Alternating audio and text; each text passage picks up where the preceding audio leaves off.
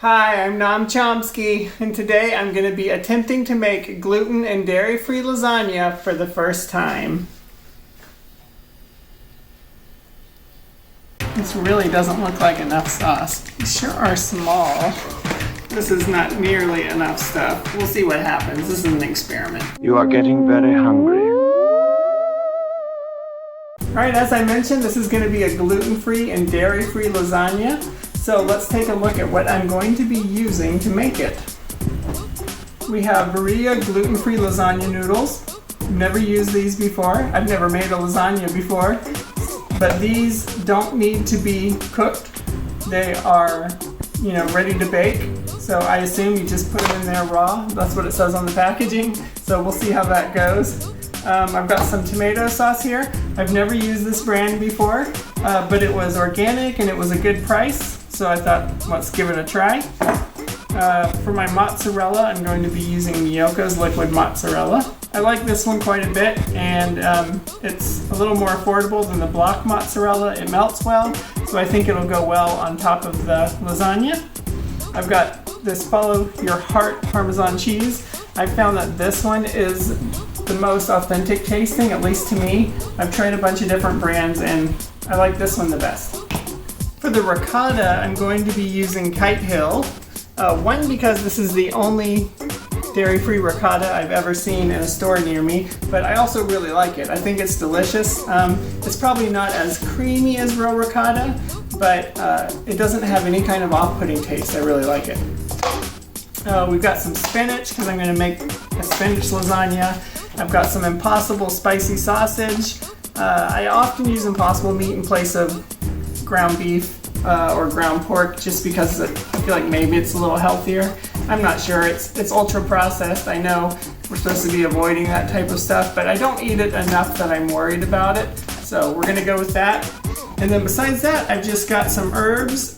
This is some oregano that a friend grew and dried for us. So I'm gonna use that. I've got some fennel. I'm gonna put a little fennel just to punch up the sausaginess of the Italian sausage. I've got some thyme leaves, and then this is a little bit of basil from our garden.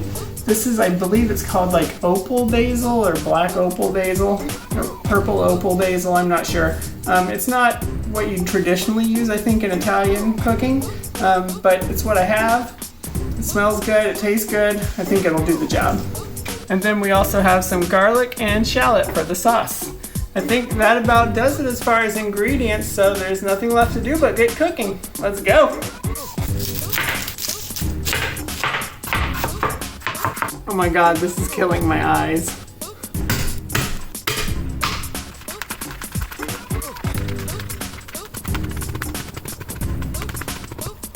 This basil's already pretty small, but I'm going to give it a rough chop so that it disperses more easily throughout the sauce.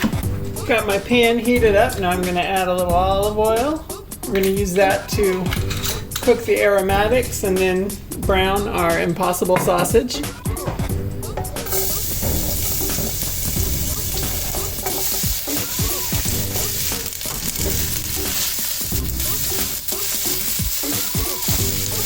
And we're just going to sweat the garlic and onion until it's a little translucent, like this.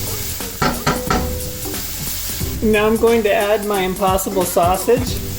It comes in a little casing, so I'm just going to kind of rip them open to get the sausage inside out.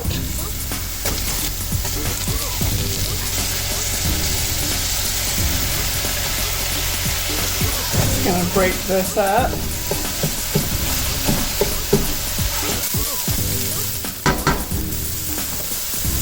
We're just going to cook that until it's nice and brown. Alright, now that sausage is looking pretty brown, I'm going to go ahead and start adding some spices. I've got a little thyme, a little bit of fennel, a little bit of that oregano, and that basil I chopped up earlier. I'm going to also add some black pepper. Oh man, that smells good. Alright, now I'm going to add my tomato sauce. And I've got 2 jars here, each one's 24 ounces for a total of 48 ounces.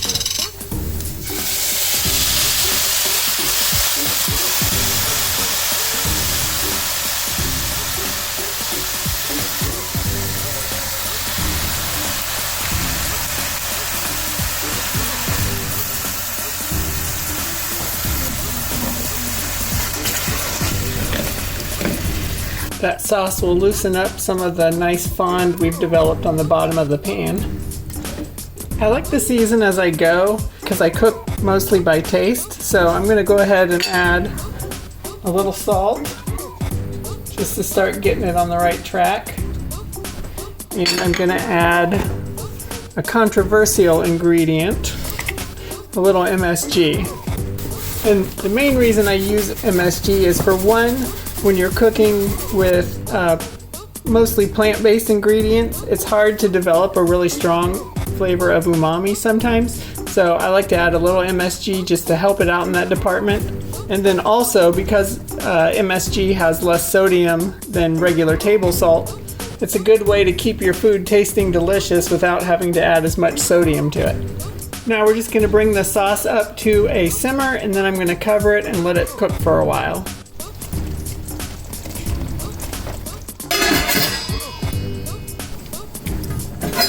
Alright, our sauce has been cooking for a while now, maybe about 20 minutes. Let's see how it tastes. That's pretty good. Maybe it could use a little bit more salt.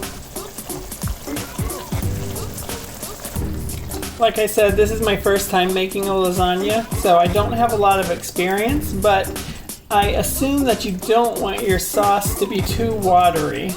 So I imagine cooking it down is probably a good idea. So I'm going to leave the lid off and allow it to cook down a little bit more before I turn it off. Hey, you gotta be quiet for a second. Go sit down, please. Alright, while the sauce is cooking, let's go ahead and make the cheese filling for the lasagna. I've got about a cup of spinach that I wringed out to get rid of all the water. You definitely do not want water in your lasagna. Funny story, my mom's gonna kill me for telling you this, but when I was younger, we were having a bunch of guests over for dinner, and she made lasagna, and unfortunately it came out as lasagna soup. And I don't know what went wrong. I don't think she knew what went wrong, and it was really unusual because she'd made lasagna a million times before, and she's a very good cook. But needless to say, she was pretty embarrassed about the lasagna soup. All right, so we've got our spinach. We're gonna add this whole tub of Kite Hill ricotta. All right, we'll drop that in. And then we're gonna add, about a quarter cup of Parmesan cheese. And then to make sure it tastes good, I'm going to add a little black pepper. And I think there's probably enough salt in there already. So I'm just going to take a fork here and start mixing this up.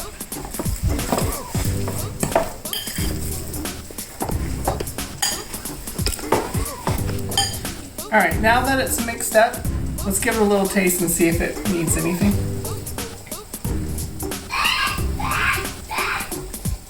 That's pretty good, but maybe it could use a little bit of salt.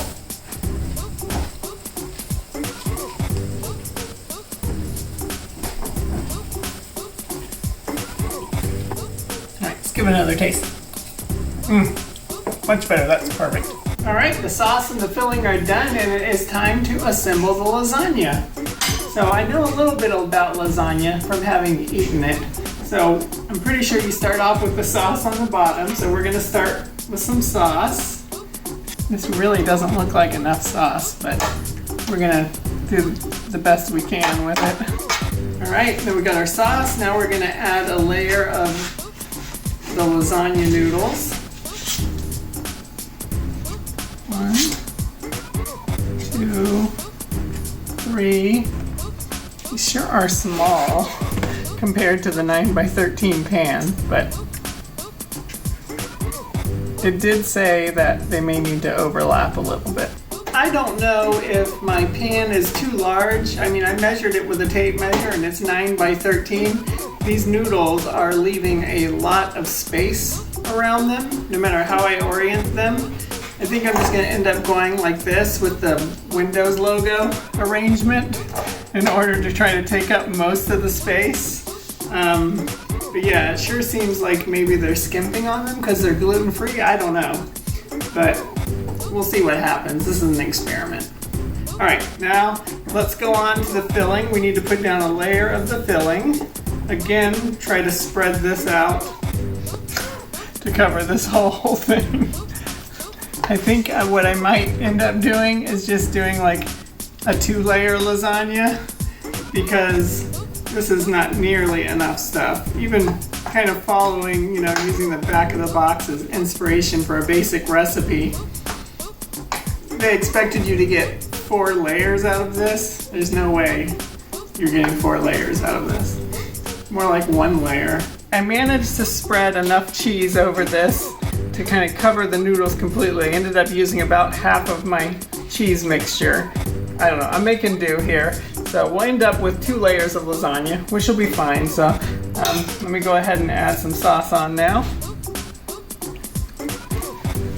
The only other thing I can think is that maybe you're supposed to use a much thinner layer of sauce and cheese than what I'm going for here, which could definitely be the case. I'm probably laying it on a little thick. Put another noodle on here. Oh, these are a little longer than the last ones. Quality control issues. Work on laying down this thin layer of cheese again. The final layer of cheese is on, so now let's do noodles. And then I'm gonna put sauce on top. Actually, is that the way I was supposed to do it?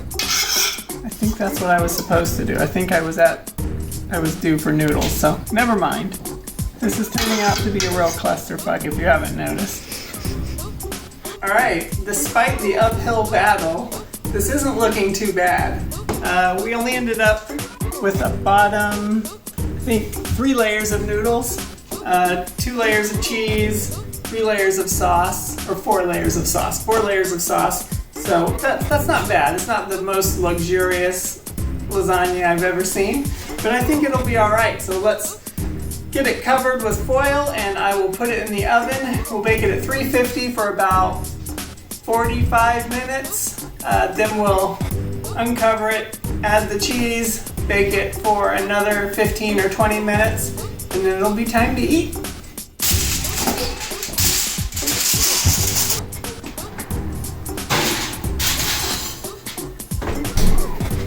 Alright, this has been baking for about 45 minutes. Oh, better than I thought. Alright, now the next step is to cover it in a little Parmesan and mozzarella. Let's see here. My cat seems very excited about this lasagna, as you can tell. Let's crack open a cold Miyoko's and pour that on. Let's see. You kind of want some along the edge so that it caramelizes nicely. And now we're going to put it back in the oven, uncovered, for 15 more minutes. And then it is time to taste the lasagna. Alright, the lasagna is out of the oven. And I think it actually looks alright. I ended up putting it under the broiler for a few minutes because I wasn't getting enough color on the cheese. I might have put it under a little too long. You can see it's kind of got some pretty dark spots. But I like a little char on my pizza, so maybe it tastes good on lasagna as well. I wish I had some kind of lasagna scoop, which I don't. So I'm just gonna do my best to try to pull it out of the pan like this. Oh, I am not doing a good job. Nope, I did not do a good job. This is the ugliest slice of lasagna in the world. It definitely fell apart, and ow, that is hot. I wonder if that's entirely my fault or also the gluten-free noodles. I have a feeling gluten-free noodles would not hold up as well. I know gluten-free spaghetti tends to fall apart. Alright, let's see how it tastes. I'm gonna burn my mouth.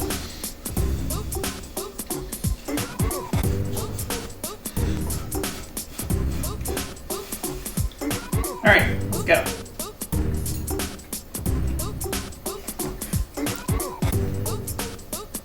Oh, it's delicious. It's really, really good. For all the trouble I went through trying to spread the cheese and the sauce and worrying about not having enough, it tastes amazing. It's really, really good. Overall, I would say this surprisingly turned out to be a success. What would I do differently? Maybe the pan could be a little smaller. Like, I'm not sure if a 9x13 pan is actually 9x13 or a little smaller. Maybe that's the difference here. That would allow it to be a little deeper. I could have maybe gotten in an extra layer. I think it's actually probably thick enough though. All in all, I would say this wasn't too bad for my first time making lasagna. It turned out way better than I expected. If you've ever made lasagna and you have some tips on what I could do better the next time, I'd love to hear them. Leave a comment below.